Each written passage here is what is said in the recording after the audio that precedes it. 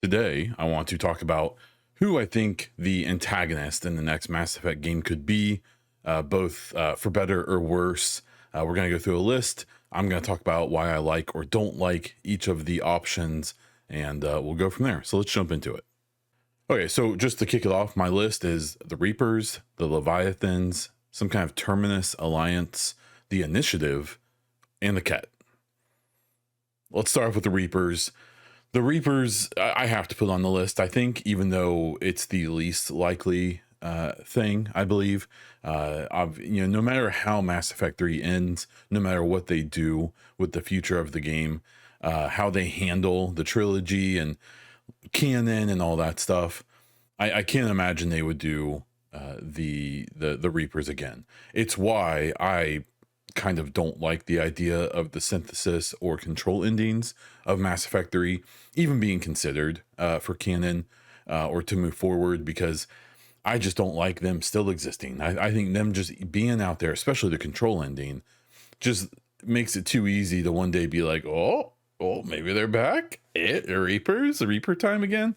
I don't want that. I think that time is over. And for the success of this franchise and IP, I think they need to be able to have a new antagonist.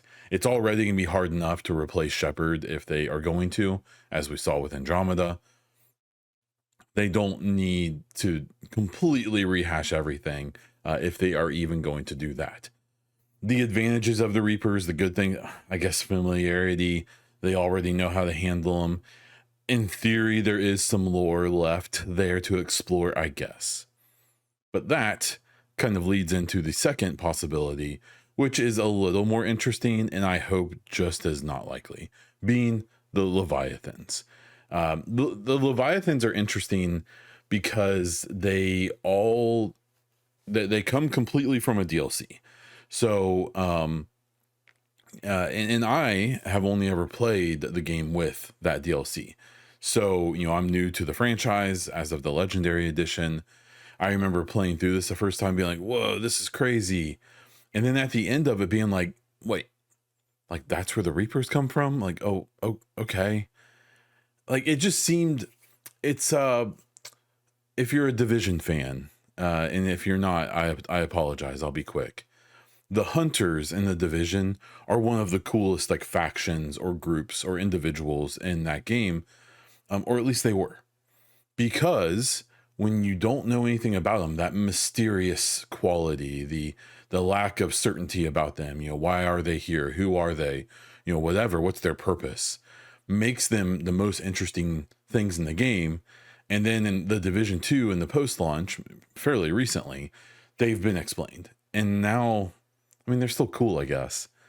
But, I feel like the Reapers and the Leviathans kind of have that effect as well in Mass Effect, where like the original origin of the Reapers is kind of that's pretty crazy. Like, man, like presumably this thing's been going on for millions, if not billions of years, right? This cycle. And then to get an actual explanation of it, I don't know. I think it takes away from how cool it is or how interesting it is, especially because it kind of doesn't make a lot of sense, at least in ways. It kind of breaks the canon and the lore that we had already kind of assumed, even though I guess we never really knew anything. It's just one of those things where I'm not a huge fan of retconning and things like that. I would be perfectly fine if in the next game they just pretend that DLC never happened. It's probably too much to ask. I don't think they're going to do that. If they aren't giving up on Andromeda, they probably aren't giving up on that. But I'll be really curious to how they handle it, because just the simple fact of the Leviathans existing, presumably at the end of Mass Effect 3 and in whatever time frame we're in, they've already been around for millions or billions of years. So I'm sure they're still alive. And we know there's multiple of them from the DLC. Just them being out there and knowing how kind of like arrogant and how they are, it seems like, and especially with no threat of the Reapers anymore. Like, why wouldn't they be going buck wild in the universe to take everything back over again, especially with the kind of powers they have of like mind control and influence and all that. I don't know. I hope it's not the Leviathans. I think that's too simple. It's just the organic Reapers, basically. So I'll put those in my I hope not category, but I guess a little more than Reapers. The Terminus Alliance. So this isn't a thing necessarily, or maybe it is in the game. I'm this is my own definition of it. I have this idea, and this also comes with my next faction as well, of this idea where in the post Mass Effect 3 universe, they beat the Reapers one way or the other, right? In my head canon, it's the destroy ending. Therefore, billions of people and aliens and so on in the Milky Way are dead. Entire planets completely wiped out. Home planets of multiple species, like significantly damaged, especially Earth for the humans, Palaven for the Turians, Thessia for the Asari. It kind of seems like by the end of the game, the Solarians are okay, and we know the Batarians are literally possibly almost extinct by the end of the war. And then the Krogan potentially are doing okay-ish. The Quarians, you know, depending on how they handle that, we'll see. Either way, you know, we have this issue galaxy-wide where at the very least the mass relays are damaged and currently inoperable immediately after the war. We'll have to see, you know, what they do with the Citadel and the relays and how they handle all of that. But there'd be basically this big power vacuum in the post Mass Effect 3 universe. And even the Citadel space and the Citadel, species, would struggle initially, especially to regain control of all of their existing territory and especially any new territory. Not to mention that, again, assuming, the Mass Effect 3 ending, however they decide to handle it, the significant majority of the Milky Way, especially the Citadel, forces and population, even Terminus and some of the others who helped in the war effort, would all be concentrated in not only in the Milky Way, but in the Sol system, around Earth. They would start heading home. We even see that at the end of Mass Effect 3, that all the species start heading back, but they're doing faster and light travel. They're not doing mass relays. So, it's going to take them many, if not dozens, if not hundreds of years to return home, assuming the mass relays aren't there. In that time, I think we could easily see some other factions sucking up power. So I could see this thing where in the next game we have this kind of political kind of thriller, this kind of a new threat emerges, and it's not these big Reapers, it's other species that we already know of. It'd be a huge opportunity for them to introduce new species, either ones that we know about, in the base trilogy that we just never saw because they didn't have the technical ability to do it, the Ralloy and stuff like that, or just new ones entirely.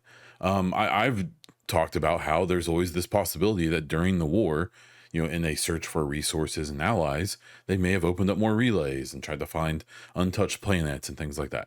I don't know. That's getting out there. And that more comes into my next idea. So this Terminus Alliance, I feel like this would be like the easiest thing for no matter when the game takes place, because, in theory, recovery from this would take hundreds of years, very likely, from the Reaper War. So this could, in theory, happen at any time. But we have this situation where the Citadel species are starting to get it back together. They've found a replacement for the relays, or they fixed them.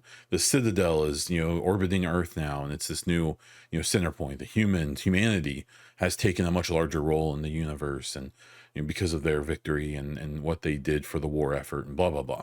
And then we have this thing where, they've talked about the next game that we're going to potentially play as an agent. We're an N7, but maybe as an agent. So we're not necessarily a super soldier like Shepard. We're more of a little more stealthy, maybe a little more like an operator, less so than just a soldier, right? And it could turn into a thing where we have to infiltrate, this new antagonist group, in this example, a Terminus Alliance of, the leftover Batarians and Vorcha, who didn't help out with the effort, and, humans, like former Cerberus, who have decided, to continue to fight the Alliance or the Citadel forces and things like that. And as they try to carve out their own chunk of the galaxy to have power over, to get resources from, and things like that, because there would be that vacuum, at least for a while. So I think that's an interesting one.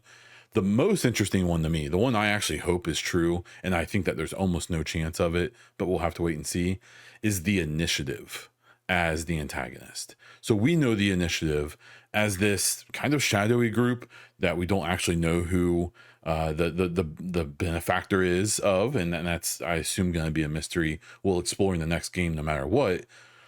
But I've had this idea of, there was the Initiative, there was this mysterious benefactor, right? And they funded the Andromeda mission. They built these insane ships, the Nexus, and then all the arcs and things like that, and funded and built and did everything for that mission and sent them off. But here's the thing to consider, and we even see it in Andromeda when we see these things being constructed. It wasn't just the colonists on the arcs who went to Andromeda. The Nexus, which went alone, I believe, or had like a skeleton crew in cryo, so that when they got there they could get everything going. There would have been hundreds of many thousands, maybe not millions, but hundreds of thousands of people left behind. Whether it was people, administrative people or construction people and things like that, and presumably the mysterious benefactor would have stayed behind in the Milky Way, right? So my idea has been that, kind of what I talked about before. Mass Effect 3 happens, the Reaper War happens and ends, the entire universe, the entire galaxy is in ruins. The Citadel, species are licking their own wounds, trying to recover, trying to get home in a lot of cases. And there would be this huge power vacuum. And I think that if after the Initiative between Mass Effect 2 and 3 launches that mission and then just turtles down, because they know what's coming.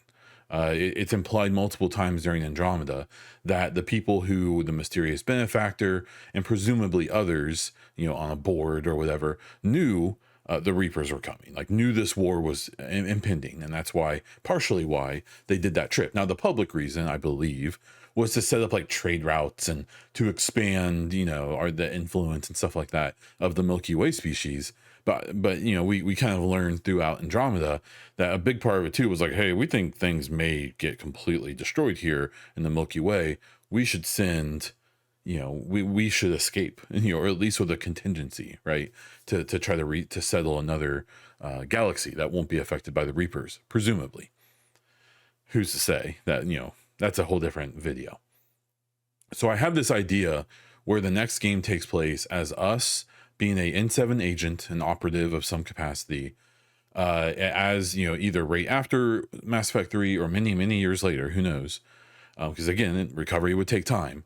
Where we become, where we try to infiltrate this new, and they aren't like the Terminus Alliance. It wouldn't be this kind of like rough, like authoritarian thing.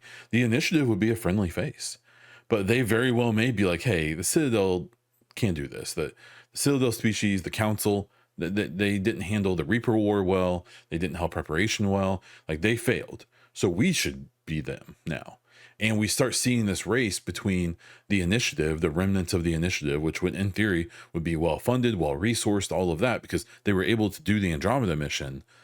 They start expanding out into the galaxy, being like, hey, we aren't the Citadel. We didn't screw this up, but we're here that will help you rebuild your planet, rebuild your species, rebuild your cities, rebuild your fleets, rebuild your trade and travel and everything.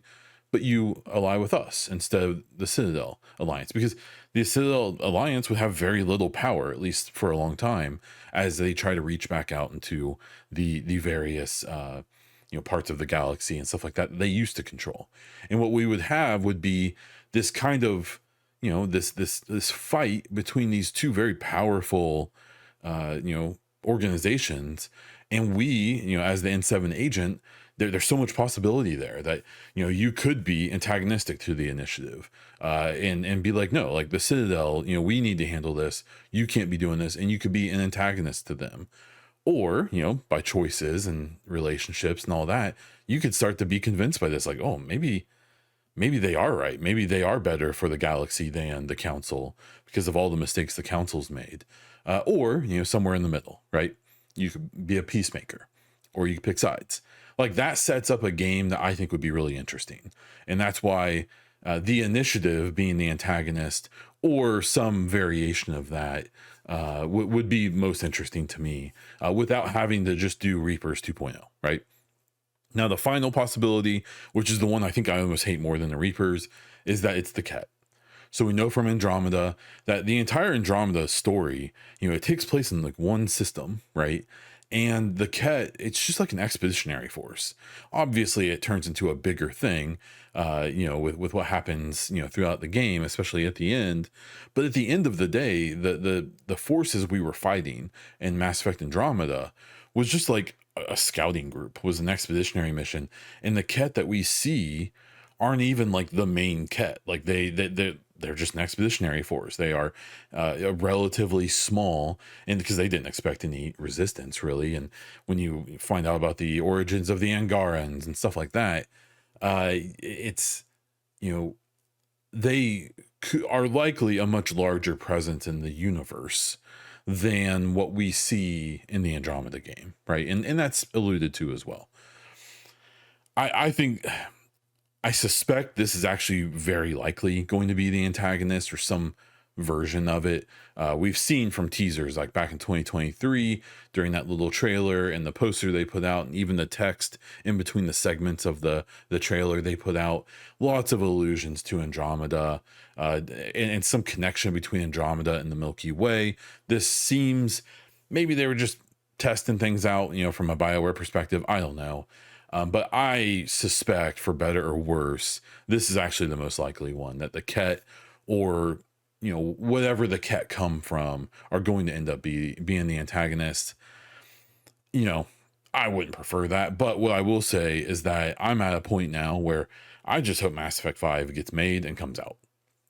Whatever they decide to do, while I definitely have my own idea of how I want the next game to play out, that's just almost certainly not going to happen. So at this point, I've kind of taken a step back and said, hey, I know what I want. That's probably not going to happen. Let's see what they do.